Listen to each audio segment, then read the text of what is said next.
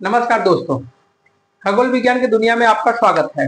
आज हम बात करेंगे भूकंप पर कि भूकंप कैसे और क्यों आता है, प्लेट का निर्माण कैसे होता है और प्लेट एक स्थान से दूसरे स्थान तक गति क्यों करता है, और लास्ट में यह है कि भूकंप आने के बाद मनुष्य पे जीवन पे क्या प्रभाव पड़ता है। तो आज हम यह देखेंगे कि भूकंप क्या होता है। तो भूकंप को आने से देखने से पहले क्या होता है कि भूकंप की जो परिभाषा है वह पृथ्वी के आंतरिक भाग चट्टानों से भूकंपित तरंगे एक स्थान से दूसरे स्थान तक, मतलब भूकंप के केंद्र से ऊपर की तरफ आता है। वह जब ऊपर की तरफ आता है तब धरती का जो ऊपरी पट है जिसको बोलते हैं भूपटल, वो हिलने लगता है, जिसे हम भूकंप कहते हैं। आइए देखते हैं कि भूकंप क्या है। तो भूकंप आने से पहले क्या देखना पड़ता है कि प्लेट क्या है। प्लेट क्या है? तो प्लेट एक खाने वाला चीज भी होता है, लेकिन वो वाला प्लेट नहीं। अब यह प्लेट है जो पृथ्वी पर जिसपे हम निवास करते हैं, जिसको कहा जाता है कि जो धरातल है, धरातल या स्थलखंड, बड़े बड़े स्थलखंड एक स्थान से दूसरे स्थान तक खिसकते रहते हैं। अब यह स्थलखंड क्यों खिसकते हैं, अब यह स्थलखंड का निर्माण कैसे होता है, यह देखते हैं इसमें। तो इससे पहले देखने जो प्लेट है, वह प्लेट है, यह प्लेट कैसे निर्माण हुआ है। तो आज से लगभग 4.5 अरब साल पहले, मतलब कि 4.5 अरब साल पहले हमारी जो पृथ्वी है, यह पृथ्वी क्या था, यह पृथ्वी एक गैस का गोला था। यह जो पृथ्वी गैस का गोला था, तो इसका जो बाहरी पार्ट है इसको बोलते हैं भूपटल। यह जो बाहरी पार्ट है इसको बोलते हैं भूपटल। भूपटल ठंडे होने पर क्या हुआ कि वह ठंडे होने पर यह लगभग 100 किलोमीटर मोटी हो गई। ठंडे होने पर 100 किलोमीटर मोटी हो गई। अब जैसे मोटी कैसे होती है, चाय, आप जैसे ही चाय पका कर रखेंगे तो उस पर एक लेयर बन जाता है। वह लेयर ठंडी होती है, लेकिन चाय के अंदर भी भाग क्या होता है, गर्म होता है। और दूसरी चीज क्या होता है, जो आलू जब आप पका के रखेंगे तो आलू को आप आराम से हाथ में उठाकर घूम सकते हैं, ले सकते हैं। लेकिन जैसे ही आप उसे नीचे या फिर उंगली दबाएंगे तो उसमें बहुत हीट होता है। वैसे ही हमारी पृथ्वी है। पृथ्वी का जो बाहरी भाग है इसको बोलते हैं भूपटल। यह जो भूपटल है यह 100 किलोमीटर चौड़ी एक मोटी एक स्थलखंड है। ठीक, यह चौड़ी एक मोटी एक स्थलखंड है। इसी स्थलखंड पर भूकंप आता है। अब भूकंप क्यों आता है, इसके जो भूपटल है इसके कई पार्टों में बटा हुआ है, जिसको बोलते हैं प्लेट। अभी अब कई पार्टों में कैसे बट गया है, तो यह बटने का सबसे बड़ा कारण यह है कि आप अगर देख लेंगे किसी शहर में इसको बोला जाता है, सड़क होता है आरसीसी। यह जो सड़क है यह बनने के 1 महीने 2 महीने या 1 साल या 2 साल के बाद इस पे जैसे ही वाहन जाता है तो ऐसे बीच में क्या होता है, क्रैक हो जाता है यह सड़क। अब यह बीच में आप मान लेते हैं ऐसे ऐसे करके क्रैक हो गया। 1 2 3 4 5 6 7, यह जो सड़क होता है जहाँ क्रैक होता है वो कई भागों में बट जाता है। वैसे ही हमारे पृथ्वी का जो प्लेट है वह कई भागों में बटा हुआ है। अब जो स्थल खंड है, बड़े बड़े स्थल खंड को ही प्लेट कहते हैं। वह एक स्थान से दूसरे स्थान तक गति करती रहती है। अब इसी गति के कारण ही भूकंप आता है। और कभी कभी 2 प्लेट आपस में टकराते भी हैं, कभी कभी 2 प्लेट आपस में दूर भी जाते हैं। तो इस कारण से ज्वालामुखी, भूकंप और पर्वत का निर्माण होते हैं, या तो फिर स्थलाकृति में परिवर्तन आता है। तो यह देखेंगे कि कैसे आता है। अब अगर मान लेते हैं एक टब में कुछ वस्तु रख लेते हैं। अब यह टब पानी से भर देते हैं, आधा टब पानी से भर देते हैं। यह जो टब पानी से भरा गया है, ये जो ऊपर वाला भाग है इसको बोलेंगे महाद्वीप। यह जो नीचे वाला भाग है इसको बोलेंगे महासागर। जो ऊपर वाला भाग है उसे महाद्वीप कहेंगे, जो नीचे वाला भाग है महासागर कहेंगे। लेकिन के यह जो नीचे वाला भाग है ये भी क्या है, एक स्थल खंड ही है। ठीक, अगर मान लेते हैं कि महासागर की जो गहराई है वो 10 किलोमीटर है। अब पूरे जो पपड़ी है या भूपटल है या 100 किलोमीटर की भूपटल है। अब इसमें से अगर मान लेते हैं कि जो महासागर है वो 10 किलोमीटर है, तो जो प्रायद्वीपीय या फिर महाद्वीप वाला प्लेट है यह 100 किलोमीटर रहेगी और महासागर वाला जो प्लेट है वो 90 किलोमीटर रहेगी। इतने ही अंतर आता है। ठीक, अब इसका निर्माण कैसे होता है? इसका निर्माण होने से क्या होता है कि यह जो आपका जो पार्ट है, जो पृथ्वी है, पृथ्वी के बीच में अंदर क्या है, यह एक मैग्मा भरा हुआ है। यह मैग्मा कैसा होता है? एक तरल मैग्मा होता है, पानी की तरह रहता है। अब इस मैग्मा पर यह जो भूपटल होता है या तो प्लेट होते हैं, यह प्लेट तैरते रहते हैं, एक स्थान से दूसरे स्थान तक तैरते रहते हैं। अब अगर हम मान लेते हैं कि यह आपका हो गया पृथ्वी के अंदर वाला भाग। अब एक प्लेट, दो प्लेट, तीन प्लेट। ठीक, यह तीनों प्लेट क्या होते हैं? इस जो मैग्मा होता है इसी मैग्मा के ऊपर तैरते रहता है। अब तैरते तैरते कभी कभी क्या होता है कि दो प्लेट आपस में मिल जाते हैं, आपस में मिल करके वह दूर चले जाते हैं। तो जो प्लेट, एक प्लेट, दो प्लेट, जब आपस में जब वो प्लेट मिलते हैं तो उस स्थिति को कहा जाता है अभिसरण। ठीक, इस स्थिति को कहा जाता है अभिसरण।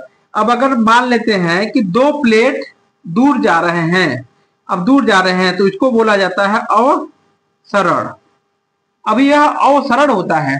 ठीक, अब जब दो प्लेट आपस में मिलते हैं तो मिलने के बाद भूकंप आते हैं और पर्वत का निर्माण होता है। जब आपस में जब दूर जाते हैं इस स्थिति में ज्वालामुखी आता है और ज्वालामुखी उद्गार होता है। अब यहाँ पे इसके बीच में क्या होता है? एक स्थलाकृति निर्माण होता है। ठीक, यह हो गया आपका मैग्मा। मैग्मा के ऊपर तैरता है प्लेट। ठीक, इसमें क्या होता है कि प्लेट आपस में मिलते हैं। इस मिलने वाले प्रक्रिया को कहा जाता है अभिसरण। प्लेट अब जब एक दूसरे से थोड़ा दूर जाते हैं तो इस वाले स्थिति को कहा जाता है अवसरण। ठीक, यहां तक आपने देखा।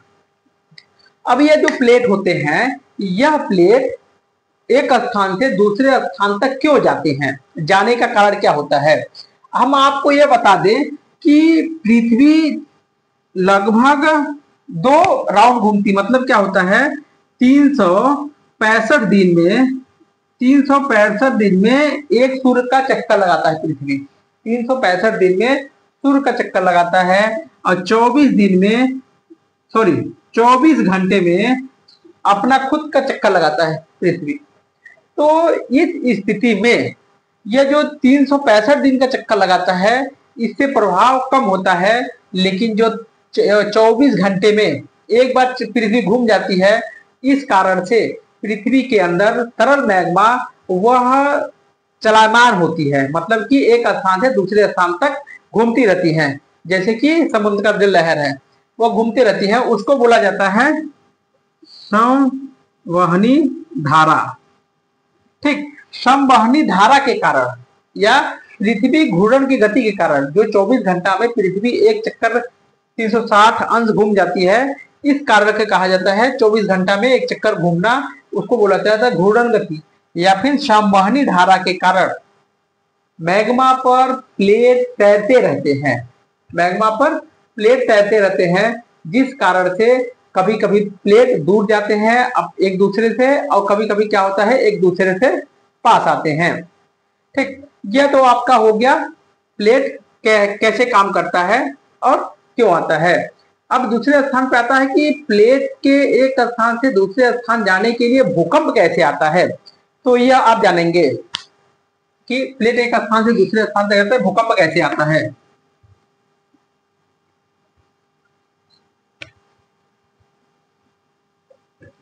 यह हो गया आपका।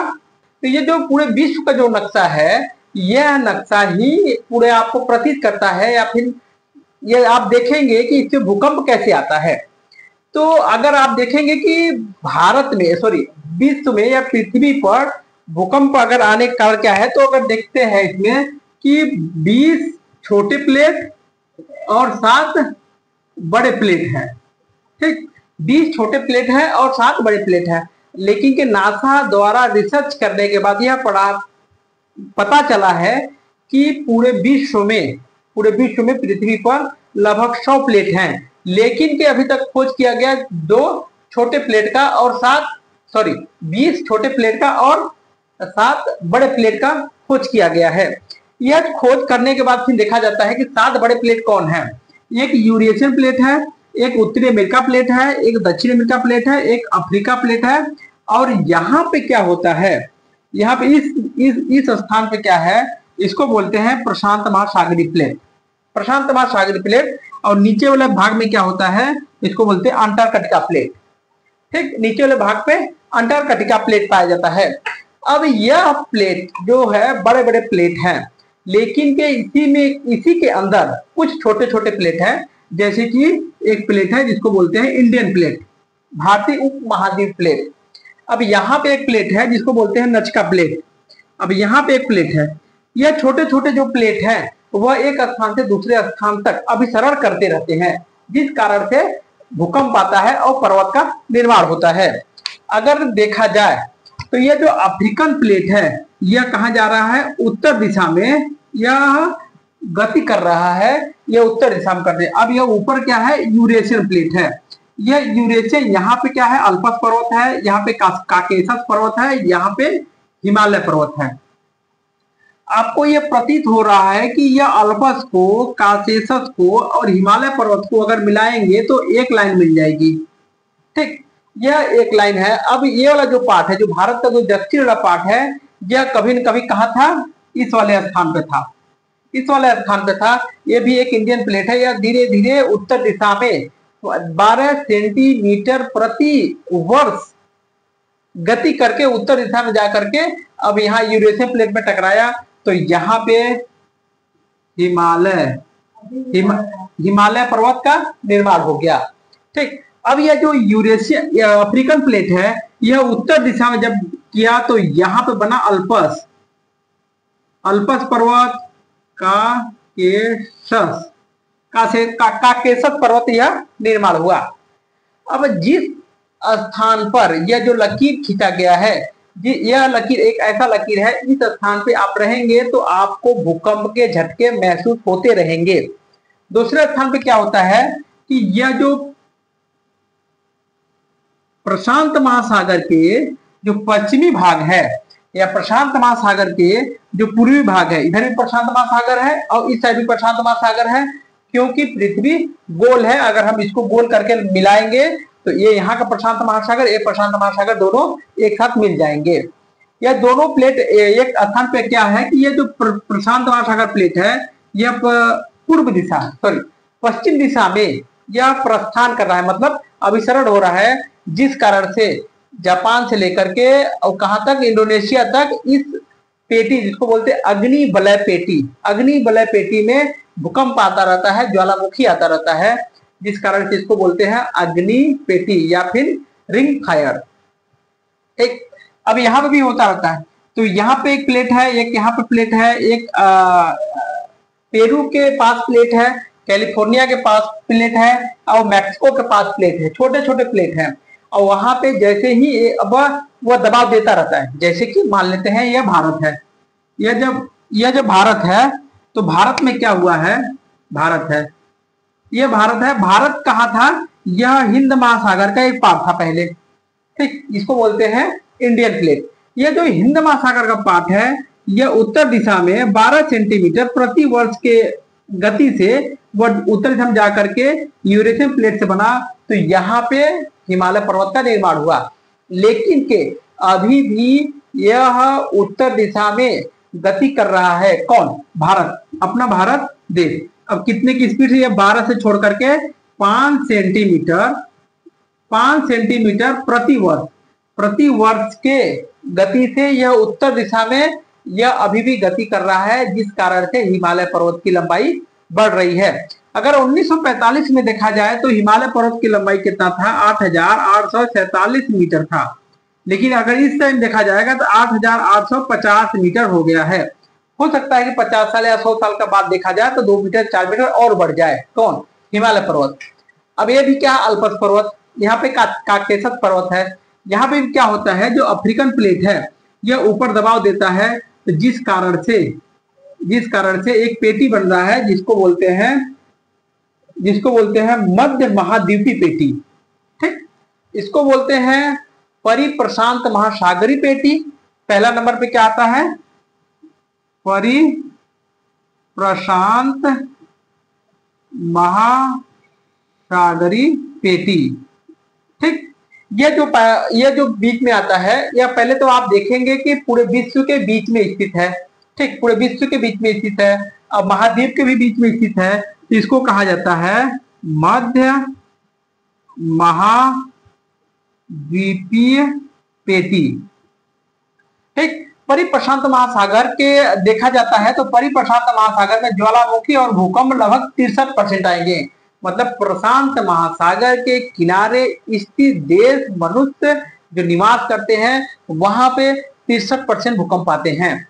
ठीक, अब जो मध्य महाद्वीपीय पेटी है जिसमें भारत भी आ जाता है, इस स्थान पर यहाँ पे भूकंप आता रहता है। अब तीसरे नंबर पे आता है आंध्र महासागरीय पेटी, जो यह बीच में जो यह पार्ट है, आंध्र महासागर का बीच में जो पार्ट है, यह पार्ट क्या हो रहा है, एक पार्ट यह पूर्व दिशा में जा रहा है, एक पार्ट और पश्चिम दिशा में जा रहा है।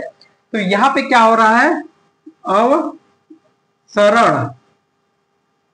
अवसरण हो रहा है यहाँ पे। ठीक, जो होता है यह मध्य अटलांटिक महासागरीय पेटी में क्या होता है, अवसरण हो रहा है। इस वाले अवसरण वाले भाग में क्या होता है, ज्वालामुखी उद्गार होगा, क्योंकि मान लेते हैं कि यह जो आपका जो पृथ्वी का जो पेटी है, पृथ्वी का क्या है, पृथ्वी का भूपटल है। भूपटल एक स्थान इधर जा रहा है, एक स्थान इधर जा रहा है, लेकिन इसके नीचे क्या है, मैग्मा भरा पड़ा है। तो यह इधर जा रहा है, यह इधर जा रहा है, बीच में जब जगह प्राप्त होता है तो इसमें से मैग्मा बाहर निकलने लगता है। इसी को कहा जाता है मध्य अटलांटिक पेटी। पूरे विश्व में यही 3 ही एक ऐसा स्थान है जहां पे भूकंप, ज्वालामुखी ज्यादातर से आते हैं।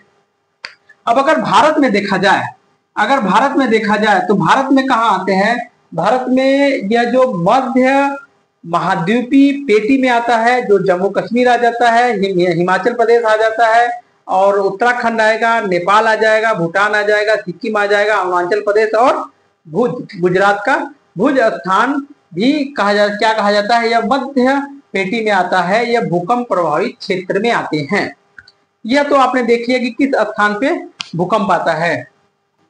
इसके बाद फिर क्या आता है कि पृथ्वी पर प्लेट टेक्टोनिक्स के कारण जिस स्थान पे भूकंप आता है, कुछ स्थान पे भूकंप कम आते हैं, कुछ स्थान पे भूकंप ज्यादा आते हैं। तो इस भूकंप के दृष्टिकोण से यह देखा गया कि किस स्थान में भूकंप कम है, तो इसको बोलते हैं भूकंप प्रभावित क्षेत्र या जोन। ठीक, भूकंप प्रभावित क्षेत्र या जोन कहा जाता है। यह 5 भागों में बांटा गया है, 1, 2, 3, 4 और 5 भागों में बांटा गया है। तो यह जो 5 भागों में भूकंप बांटा गया है, भूकंप जोन बांटा गया है, अब इसमें से अगर देखा जाए तो जो 5वां स्थान है, यह जैसे ही मान लेते हैं कि एक स्थान को मान लेते हैं उत्तराखंड में जो भागीरथी के नदी पर स्थित एक टिहरी बांध है, वह 4 और 5 जोन के प्रभावित क्षेत्र में आता है। जो उत्तराखंड के भागीरथी नदी पर बना हुआ टिहरी डैम है, वह भूकंप जोन 4 और 5 के बीच में आता है। ठीक, अब मतलब क्या होता है कि जिस स्थान पर जिस हिसाब से भूकंप कम और अधिक आता है, उसी हिसाब से क्या होता है, भूकंप जोन प्रभावित क्षेत्र को बांट दिया जाता है। दूसरा स्थान पे क्या आता है कि भारत को आप देखेंगे स्क्रीन पर कि भारत रंग के हिसाब से भारत में किस स्थान पर कितना भूकंप प्रभावित जोन होते हैं। जैसे कि अगर मान लेते हैं कि जो 5वां नंबर का जो है, जिसको बोलते हैं जोन 5 में जो आता है, वो आ जाता है जम्मू कश्मीर, हिमाचल प्रदेश, उत्तराखंड, नेपाल, भूटान और अरुणाचल प्रदेश। यह 5वें में आ जाता है। चौथे में आ जाता है सिक्किम और दिल्ली वाला स्थान आ जाता है। तीसरे में आ जाता है दक्षिण भारत के क्षेत्र आ जाते हैं। और जो दूसरे और पहले एक ऐसे क्षेत्र आते हैं जहां पे भूकंप अल्प मात्रा में आता है और यह ना के मात्रा भी कहा जाता है। यह हो गया आपका भूकंप जोन। अब पृथ्वी के अंदर भूकंप कैसे आता है?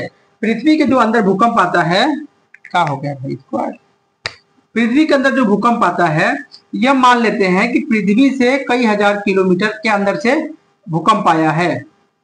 यह आपका पृथ्वी है, यह आपका पृथ्वी है। अब यहां से भूकंप निकल करके कहाँ है, वो ऊर्ध्वाधर जाएगा। तो जिस स्थान से भूकंप तरंगे निकलती है उस स्थान को कहा जाता है भूकंप केंद्र कहा जाता है। ठीक, उसको स्थान को भूकंप केंद्र कहा जाता है। अब यह ऊर्ध्वाधर 90 डिग्री जस्ट ऊपर जाता है तो उस स्थान को कहा जाता है अभिकेंद्र कहा जाता है। अभिकेंद्र मतलब क्या कहा जाता है? जिस स्थान से प्लेट आपस में मिलती है, अब मिलने के बाद क्या होता है कि वहां से तरंगे निकलना स्टार्ट करती हैं। जब तरंगे निकलना स्टार्ट करती हैं, प्रारंभ होता है, तो वह ऊर्ध्वाधर जाके ऊपर वह जाएंगी अभिकेंद्रीय क्षेत्र में जाएंगी, जिसको बोलते हैं अभिकेंद्रीय क्षेत्र में जाएंगी। और सबसे ज्यादा क्षति वहीं पे करता है भूकंप। जैसे कि मान लेते हैं काठमांडू में, जैसे 2015 में काठमांडू में भूकंप आया है। अब जितने ही दूर इस केंद्र से जितने ही दूर चला जाता है, वो भूकंप प्रभावित क्षेत्र क्या होता है, धीरे धीरे कम हो जाता है और उसका जो गति होता है वो भी कम हो जाता है और यह क्षति मतलब विनाश भी कम करता है।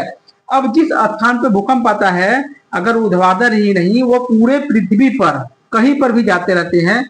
लेकिन क्या होता है कि पृथ्वी पर जिस केंद्र में भूकंप आता है, वह केंद्र क्या होता है कि पास में जो भूपटल होता है वह सबसे ज्यादा क्षति या विनाश वहीं पे करता है। ठीक, सबसे क्षति और विनाश वहीं पे करता है। ठीक, अगले बार आता है कि भूकंप तरंगे कितने प्रकार की होती हैं। भूकंप तरंगे आती हैं पी प्रकार के। जो पी प्रकार का भूकंप तरंगे है वह आता है प्राइमरी।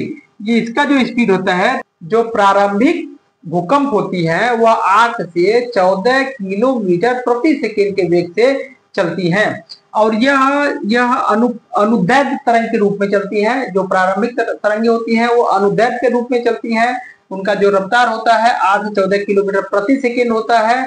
और यह ठोस, गैस और तरल अवस्था में चलती रहती हैं। और दूसरे नंबर पे आता है एस। एस का मतलब होता है सेकेंडरी तरंगे। जो सेकेंडरी तरंग होता है वह ठोस में एक स्थान से दूसरे स्थान तक प्रवाहित होता है। अब इनका जो गति होता है वह 8 से 6 किलोमीटर प्रति सेकेंड होता है। यह एक अनुप्रस्थ तरंग होती हैं। अब क्या होता है कि यह अनुप्रस्थ तरंग होती है, जो इनका जो आयाम होता है, आयाम होता है, इसका आयाम छोटा छोटा रहता है। ठीक, यह छोटा छोटा रहता है। इसी कारण से पृथ्वी पे, धरातल पे यह कुछ भी नुकसान या फिर विनाश नहीं करती हैं। दूसरा स्थान पे सेकेंडरी तरंग आता है। इनका जो स्पीड होता है 8 से 6 किलोमीटर प्रति सेकेंड आता है। इसका आयाम थोड़ा सा इससे ज्यादा रहता है। यह भी क्या करता है कि क्षति या फिर विनाश कम करते हैं। यह एक अनुप्रस्थ तरंग आती है। अब सबसे खतरनाक, सबसे विनाशकारी तरंग आता है एल तरंग, या जिसको बोलते हैं धरातली तरंग। यह जो एल तरंग या धरातली तरंग है, इसका गति बहुत कम होता है। इसका गति लगभग 3 किलोमीटर प्रति सेकेंड आता है। ठीक, पहला तो इसका जो आयाम होता है, इसका जो एल तरंग होता है, यह विनाश करने का सबसे कारण क्या होता है, इसका जो आयाम होता है वो बहुत ऊपर नीचे तक होता है। ठीक, अब जैसे मान लेते हैं कि आप किसी बस में यात्रा कर रहे हैं। अब यात्रा कर रहे हैं, अब इस हिसाब से अगर आपको सड़क मिल जाए, ठीक, अगर इस हिसाब से सड़क मिल जाता है तो क्या होता है कि आराम से आप यात्रा कर लेंगे, सो के यात्रा कर लेंगे। लेकिन यहाँ पे क्या होता है कि अगर यह जिग जैग रूप में अगर आपको सड़क मिल जाता है तो यह सड़क आप खुद समझ जाएंगे कि बस में कितना झटका लगेगा। ठीक, वैसे ही कार्य करता है हमारे धरातल पर। एल तरंग होती है, यह धरातली तरंग होता है। इसका जो रफ्तार होता है यह 3 किलोमीटर प्रति सेकेंड होता है। इसका आयाम बहुत लंबा होता है। यह एक विनाशकारी रूप ले लेती है, जिस कारण से विनाशकारी रूप ले लेती हैं और ये जिस कारण से बहुत ज्यादा क्षति पहुंचाती हैं। यह एक अनुप्रस्थ तरंग है, अनुप्रस्थ तरंग है। यह एक अनुप्रस्थ तरंग है। यह पृथ्वी पर सबसे ज्यादा विनाश करता है। अब इसके बाद देखेंगे भूकंप से होने वाले प्रभाव। भूकंप तो ज्यादा समय के लिए नहीं आता है, केवल 3 मिनट के लिए या 2 मिनट के लिए या 30 सेकेंड के लिए आता है। इस 2 सेकेंड 3 सेकेंड केवल आता है, लेकिन के मनुष्य के जीवन यापन, जन और धन का बहुत बड़ा हानि करके जाता है। तो यह देखा जाता प्रभाव कितना पड़ता है। तो अगर हम देखेंगे 1915 में हिमाचल प्रदेश में भूकंप आया था। अब यह आया था 8 रिएक्टर स्केल पैमाने पर। भूकंप को नापा जाता है रिएक्टर स्केल पैमाने पर। और भूकंप विज्ञान का जो अध्ययन किया जाता है वो सिस्मोलॉजी के अध्ययन में किया जाता है। ठीक, रिएक्टर स्केल पे आया था, 8 पॉइंट के आया था। अब यहाँ पे लगभग 10,000 से अधिक लोग की मृत्यु हुई थी। और 1934 में भूकंप आया था, 1934 में भूकंप आया था बिहार में आया था। यह 8.6 के रिएक्टर स्केल पे आया था। अब यहाँ पे लगभग 20,000 लोगों की मृत्यु हुआ था। 1934 में जो भूकंप आया था बिहार में, उसमें आया था, इसमें कितना आया था 8.6 रिएक्टर स्केल पैमाने पर आया था। अब इसमें 30,000 लोगों की मृत्यु हुई थी। इसमें 30,000 लोगों की मृत्यु हुई थी। अब अगर देख ले कि भारत में नए देख लें कि 2001 में गुजरात भुज में हुआ था।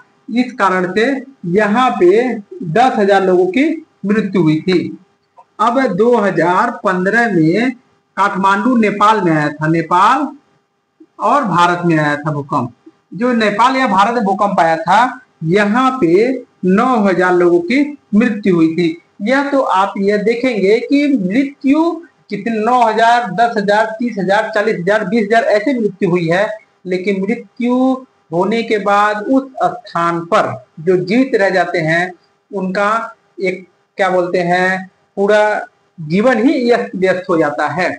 उनका जीवन पटरी पे आने में लगभग 5 से 10 साल लग जाते हैं। यह दृश्य अगर देखना है तो नेपाल के राजधानी आप काठमांडू में चले जाइए। 2015 में ही भूकंप आया था। यह वीडियो आपको कैसा लगा? धन्यवाद।